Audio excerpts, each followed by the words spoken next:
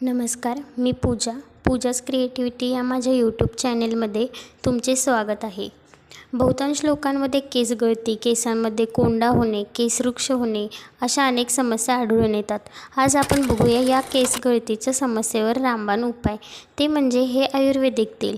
हे तेल बनवताना अगदी कमी सामग्री लागते. ही सामग्री नक्कीच आपल्याला घरी असते. चला तर मग बघूया कसे बनवायचे हे तेल. प्रथम आपल्याला लागेल खोबरेल तेल 2 कप. तुमच्याकडे बदाम तेल असेल तर तेही घेऊ शकता. तेल एका भांड्यात ओतायचे. त्यामध्ये जास्वंदीची पाने, कांद्याचे ओले टरफल असेल तर देशी गुलाब, जास्वंदीची फुले, कढीपत्ता आणि मेथी दाणे घालायचे. मंद आचेवर 20 ते 25 मिनिटे ही सामग्री तेलात उकळू द्यायची.